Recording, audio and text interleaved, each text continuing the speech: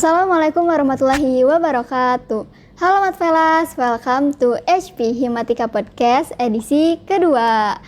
Sebelumnya perkenalkan, nama saya Nurlita Dwi Rachmawati dari Bendahara Bidang Pengembangan Pers Mahasiswa. Di sini saya sebagai host pada kegiatan Himatika Podcast edisi kedua. Di sini tentunya saya tidak sendiri, saya ditemani oleh narasumber dari pengembangan pers mahasiswa juga yang gak kalah keren. Nanti di sini kita bakal cerita-cerita banyak dan nanti narasumbernya akan memberikan cerita-cerita yang mungkin bisa menginspiratif dan memotivasi teman-teman. Langsung saja kita berkenalan dengan narasumber kita yaitu Kang Seva. Halo Kang Seva. Apa kabar nih Kang? Alhamdulillah, baik. Mungkin sebelum masuk kita perkenalan diri dulu gitu ya. Barangkali dari teman-teman ada yang belum tahu gitu. Nama Akang atau alamatnya di mana? Boleh dijelasin Kang? Halo teman-teman, perkenalkan nama saya Muhammad Seva. Dan panggilan isyaratnya seperti ini. Saya berkuliah di UIN, jurusan Pendidikan Matematika angkatan 2023. Ya, aku ikut organisasi Himatika dan menjabat sebagai staf ahli pers pengembangan pers mahasiswa.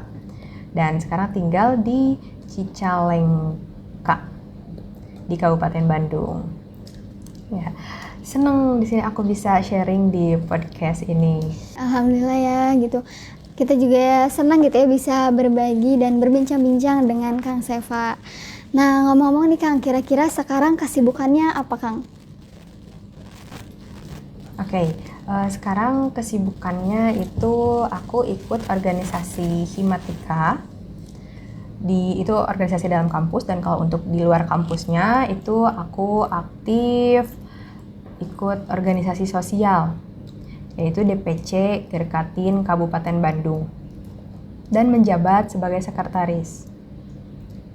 Plus, komunitas tuli bernama Panangan Suminar, dan menjabat sebagai bendahara. Dan aku juga mengajar di Puspisindo sebagai guru. Ternyata banyak juga gitu ya organisasi-organisasi yang diikuti oleh Kang Seva gitu ya. Nah, berbicara sedikit mengenai organisasi atau komunitas tuli gitu ya. Sempat dengar gitu Kang Seva itu ikut komunitas tuli gitu. Nah, kira-kira peran Kang Seva dalam komunitas tuli itu apa sih Kang, kalau boleh tahu? Oke. Di organisasi tuli di DPC Gerkatin Kabupaten Bandung itu kan menjabat sebagai sekretaris, dan bertugasnya itu di DPC Gerkatin Kabupaten Bandung itu bertujuan untuk memberdayakan masyarakat tuli di Kabupaten Bandung. Dan sedangkan untuk di komunitas tuli Panangan Suminar itu tuh bertujuan untuk memberdayakan mahasiswa tuli di Bandung Raya. Jadi mahasiswa tuli itu berkumpul di situ. Contohnya Panangan Suminar ada kegiatan yang pertama Pangar Trip.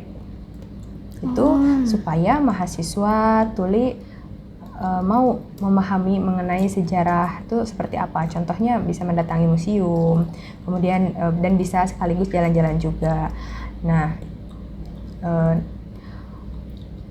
kalau dan kembali lagi gitu, mahasiswa tuli ini kalau misalkan mau ke museum tapi kan tidak ada juru bahasa isyarat. Nah, kalau di Panangan Suminar Trip ini gitu kan ada menghadirkan juga juru bahasa isyarat supaya bisa paham. Plus di Panangan Suminar ini tuh menjabat sebagai bendahara, dan aku tuh aktif juga berdiskusi bersama pengurus di Panangan Suminar. Wah, ternyata dari Kang Seva ini ternyata aktif juga gitu ya dalam komunitas tuli pun juga dalam organisasi tuli gitu ya. Mungkin di sana juga banyak berdiskusi gitu ya dengan teman-teman yang lainnya. Nah, kalau semisal boleh tahu nih Kang, Kang Seva itu kan aktif di berbagai organisasi gitu ya, ada organisasi tuli, terus organisasi Himatika, juga kalau gak salah sebagai brand ambassador UIN juga gitu ya Kang ya?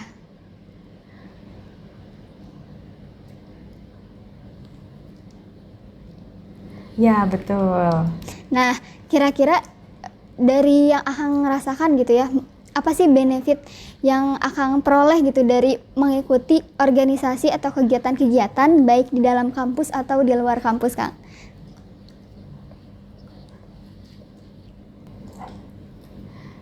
Ya, untuk manfaat yang didapat tuh banyak banget. Jadi tidak hanya menambah pengalaman ataupun teman saja, tapi itu menambah wawasan juga, bisa menambah wawasan. Plus dan organisasi pun kan memberikan pelajaran gitu ya untuk melatih kepemimpinan dan bisa teamwork juga, cara untuk teamwork. Ya, jadi seperti belajar di organisasi itu seperti itu. Oke, jadi kalau menurut Kang Seva itu dengan kita berorganisasi kita bisa melatih kepemimpinan, cara bekerja sama, juga mungkin banyak pengalaman-pengalaman yang kita dapatkan gitu ya. Selain itu juga mungkin kita bisa mendapat banyak relasi gitu ya dengan mengikuti organisasi. Nah, kalau semisal tadi gitu ya, Akang itu kan mengikuti banyak organisasi. Nah, bagaimana sih Akang itu membagi waktu, karena kan organisasi yang Akang ikut itu banyak gitu. Terus sekarang posisinya Akang juga sebagai mahasiswa program studi pendidikan matematika gitu ya, yang mana mungkin punya tugas tersendiri juga. Nah, bagaimana Akang memanage waktu Akang supaya bisa menjadi mahasiswa yang produktif? Oke, yang utamanya itu adalah kuliah, itu paling utama. Nah, setelah itu biasanya kalau misalnya ada waktu kosong, nah baru ikut kegiatan. Yang penting apa? Itu dapat mengatur waktu ya, terkait manajemen waktu. Nah, kalau misalnya ikut kegiatan, contohnya seminar, ada juru bahasa isyarat, oh ya aku ikut. Dan kalau misalkan ada kegiatan dua yang ada seminar tapi tidak ada juru bahasa isyaratnya, ya sudah tidak akan aku pilih, karena kegiatan ini artinya kan panitia harus bertanggung jawab untuk menyediakan fasilitasnya.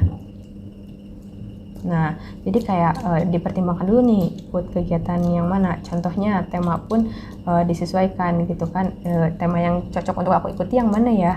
Contohnya di kegiatan hima itu penting karena kan di situ ada aku bertanggung jawab di situ. Nah, seperti itu.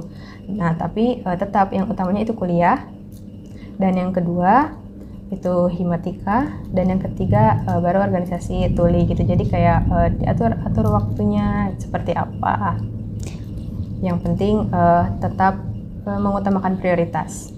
Oke, keren banget gitu ya. Jadi Kang Seva tuh juga bisa membagi waktu gitu ya dengan melihat prioritas kegiatannya seperti apa. Dan menurut Kang Seva, karena kita juga posisinya sebagai seorang mahasiswa gitu, jadi tetap pendidikan itu nomor satu gitu ya Kang ya. Nah, kira-kira apa sih yang menginspirasi Kang Seva gitu ya untuk tetap aktif gitu, mengikuti berbagai kegiatan gitu, dan semangat untuk mengejar mimpi yang Akang inginkan?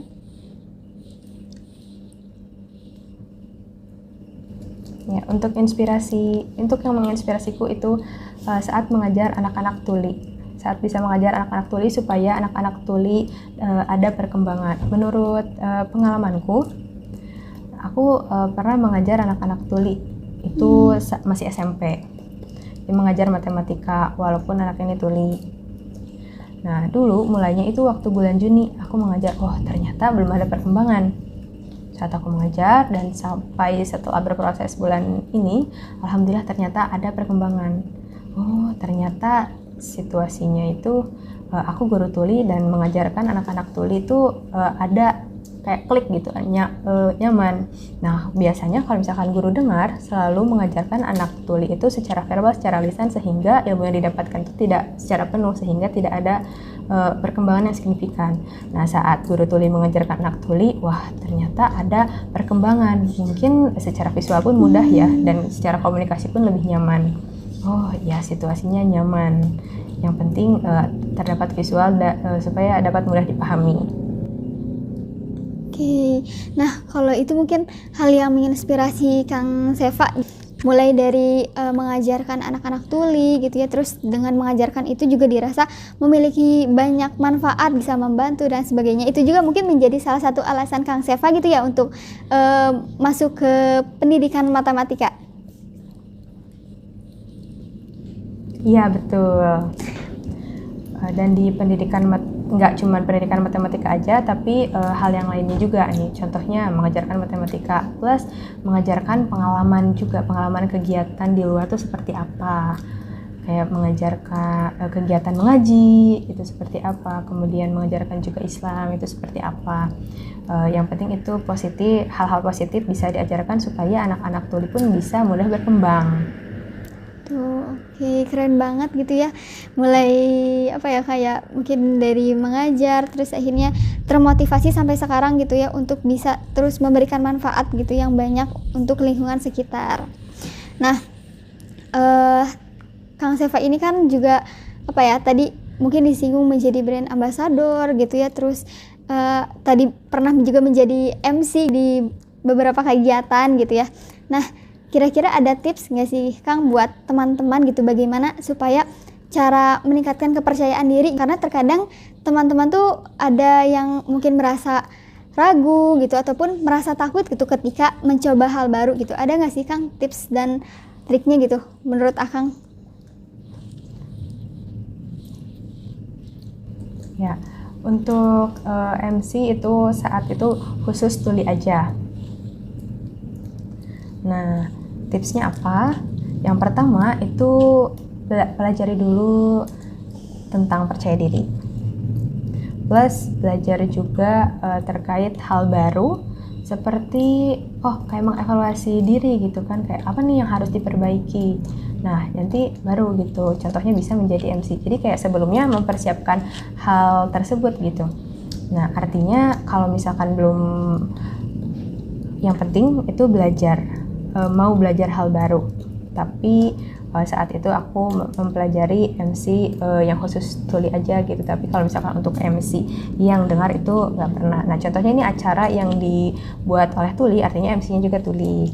Kalau misalkan acara yang dengar dan berkolaborasi dengan tuli, artinya MC-nya itu kan ada 2 orang ya, yang satu dengar dan yang satu tuli, ya mungkin itu bisa seperti itu.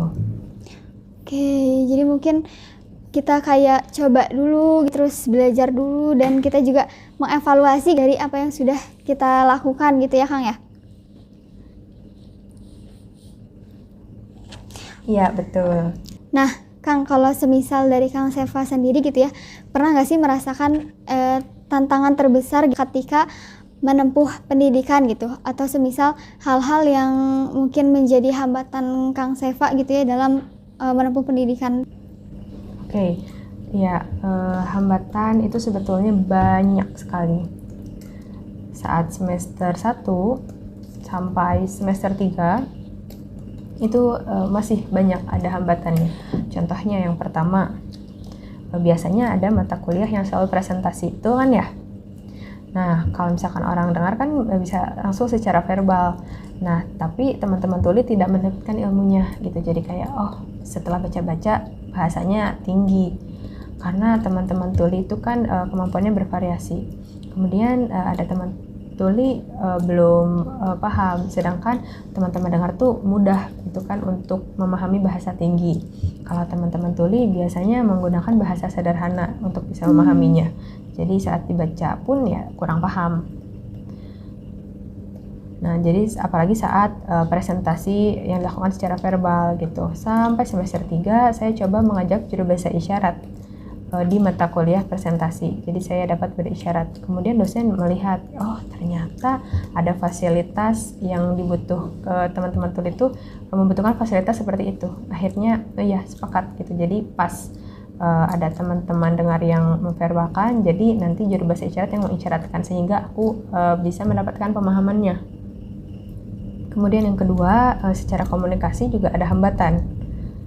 Komunikasi mungkin teman-teman dengar biasa ya nggak semuanya paham tentang cara berinteraksi dengan teman tuli itu seperti apa. Jadi kayak masih ada yang belum paham. Yang penting itu sebetulnya komunikasi dasar. Contohnya bisa nih dengan tulisan atau di notes HP juga bisa. walaupun semua masih canggung gitu ya saat berinteraksi dengan teman-teman tuli. Sama sih gitu, sebagai teman tuli mau berinteraksi dengan teman dengar pun sama gitu, bingung. Tapi nggak apa-apa, kalau ada salah terkait isyarat ya juga nggak apa-apa gitu, itu wajar.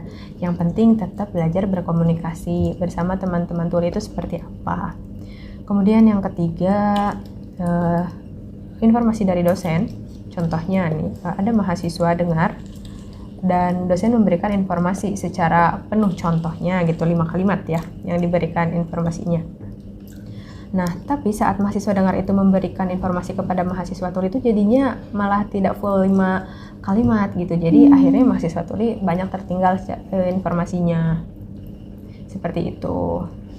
Oke, jadi itu mungkin sedikitnya tantangannya di HP Kang Seva gitu, pun juga dari Kang Seva sudah menjelaskan gitu ya. Mungkin bagaimana cara Kang Seva gitu untuk menangani tantangan-tantangan tersebut. Yang penting dari Kang Seva itu sebenarnya kita itu sebagai teman dengar itu bisa tetap berkomunikasi dengan teman tuli gitu, asalkan kita mau belajar gitu, meskipun agak salah-salah dikit itu mungkin bisa dikoreksi gitu. Yang penting kitanya mau berusaha dulu gitu ya Kang ya. Iya, betul. Oh iya, dan dan untuk solusinya mungkin teman-teman dengar itu bisa mendukung juga nih. Contohnya membantu teman-teman tuli. Seperti mau bantu tapi aku ngerasa nggak enak gitu kan, sebab karena teman-teman dengar tuh aku butuh bantuan, tapi teman-teman dengar tuh kayak fokus sama mata kuliahnya sendiri gitu. Jadi akhirnya aku belajar sendiri dari YouTube. Nah, karena ada secara visual itu ada closed caption, dan teman-teman dengar tuh sebaiknya bisa mendukung gitu, walaupun belum mendukung ya nggak apa-apa sih ya, mungkin situasinya belum sesuai atau gimana dan yang lainnya. Tapi ya kita mencari solusi bersama gitu, atau mungkin tanya kepada dosen gimana caranya nih untuk mengadvokasi terkait hal tersebut dan yang lainnya. Oke, baik Kang gitu. Nah, kalau semisal sedikit berbicara mengenai bahasa isyarat gitu ya, ada nggak sih saran gitu bagaimana mungkin teman dengar ini bisa tetap berkomunikasi dengan teman tuli gitu, meskipun mungkin agak bingung-bingung gitu dengan bahasa isyarat gitu?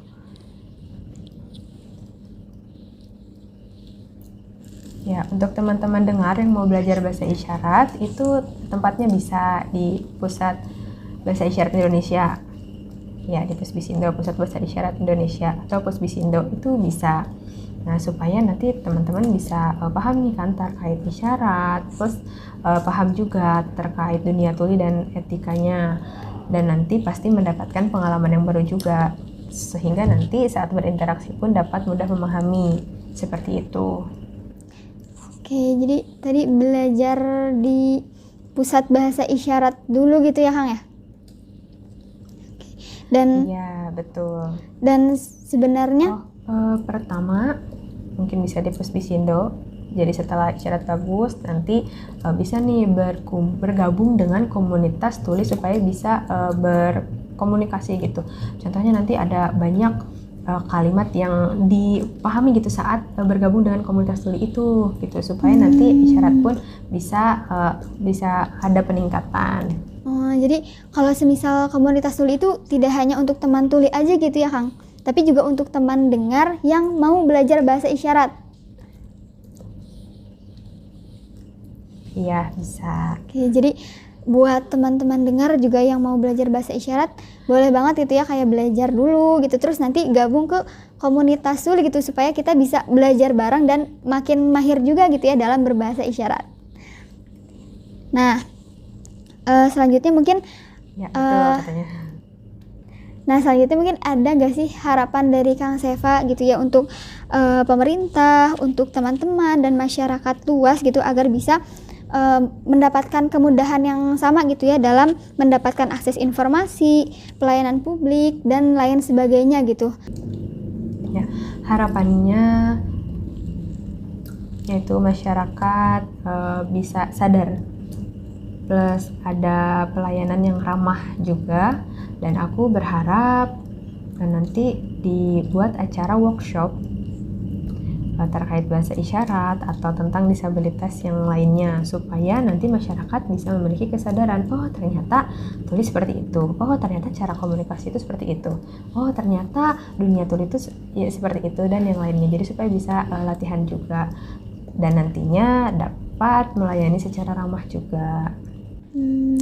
Baik, mungkin tadi dari Kang Seva juga ingin gitu ya ada workshop supaya kita sebagai teman dengar bisa sama-sama belajar gitu, dan itu menjadi sarana gitu ya untuk kita bisa berkomunikasi dan mungkin bisa mendekatkan diri gitu, menambah relasi gitu ya, tidak hanya dengan teman dengar tapi teman dengar dengan teman tuli yang lainnya gitu ya.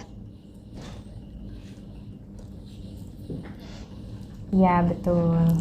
Oke, nah mungkin yang terakhir gitu, untuk closing statement boleh dari Kang Seva, mungkin ada beberapa quotes yang ingin disampaikan kepada penonton. Oke. Jangan takut mencoba hal baru dan harus terus belajar. Dan jangan pernah berhenti belajar, karena hidup itu harus punya manfaat, dan manfaatnya pun harus bisa dibagikan supaya ada perkembangan. Wow, keren banget gitu ya Kang ya. Jadi kalau kata Kang Seva itu, kita jangan takut mencoba gitu ya, asalkan ketika kita mau mencoba itu ternyata kita bisa memberikan banyak manfaat bagi orang di sekitar kita gitu. Nah, mungkin untuk yang terakhir gitu ya Kang, kita jargon Himatika bareng. Himatika selalu lebih baik. Yes. Sebelumnya terima kasih kepada Kang Seva gitu karena telah bersedia menjadi narasumber. Tadi juga udah bercerita banyak gitu ya. Semoga yang disampaikan Kang Seva ini bisa menjadi motivasi dan inspirasi bagi kita semua. Dan terima kasih juga kepada Teh Mutia gitu ya sebagai JBI yang sudah menemani Kang Seva dan membantu Himatika Podcast. Nah, mungkin cukup sekian. Terima kasih. Jangan lupa untuk nonton Himatika Podcast edisi yang ketiga. Sampai jumpa lagi.